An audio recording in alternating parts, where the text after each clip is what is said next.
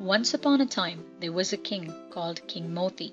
He was a great king, loved by his people for his kindness and fairness.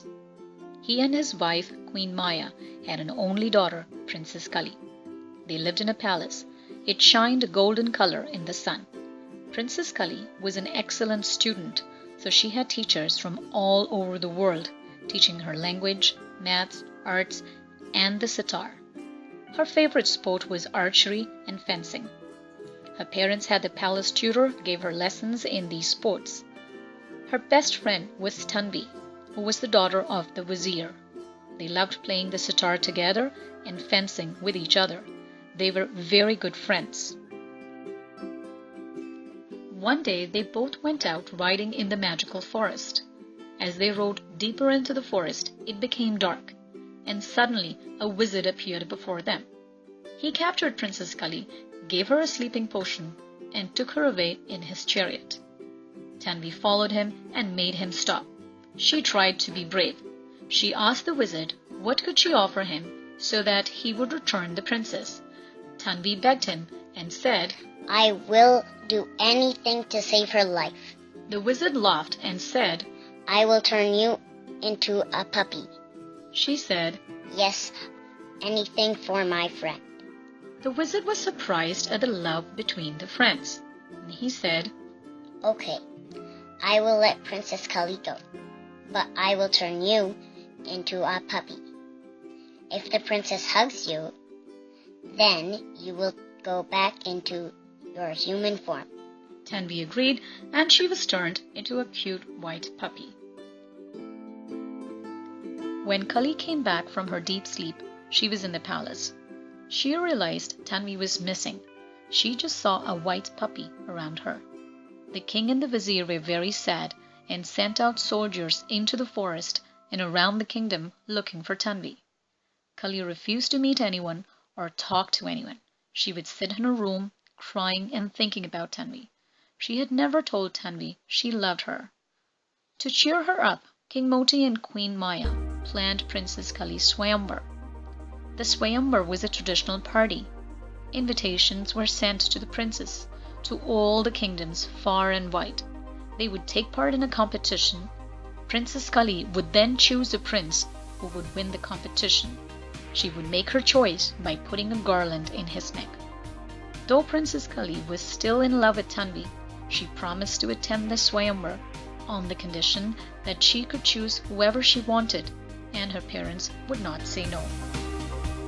Tanvi was scared that she would lose her friend, so every day she would go lie down in front of the door of Princess Kali's room. Soon Kali started loving the little puppy. The day before the Swayamvar was to start, Kali was very sad. She called out to the puppy, picked it up, and snuggled her. And presto, the puppy transformed into Tanvi. The two girls started laughing and crying and hugging. They finally told each other, "I love you, you're my best friend." Tanvi remembered that Kali had promised her parents that she would choose someone from the Swayamvar to marry. She went to her father, the vizier, who was overjoyed to see his daughter. She told him all that had happened. Tanvi knew her father was the wisest of all. The invites for the Swayamvar was sent to the boys, but there was no law that said that a girl could not join the Swayamvar. He said, "You have to win the competition and be the other princess." Tanvi said, "Yes, father." As the Swayamvar began, all the princes who had come were announced into the great hall. At the very end, Tanvi was announced, and suddenly there was silence. What was this? A girl entering the Swayamvar? King Moti said, "I am so glad to see you, healthy and alive. But what are you doing here?" She said, "I love Tanvi. I want to take part in the Swayamvar." King Moti, who was known as a righteous and fair ruler, accepted Tanvi's request.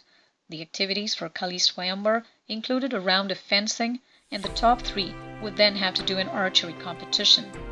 With all the training, Tanvi did very well. She was smart and light on her feet. The princess underestimated her because she was a girl.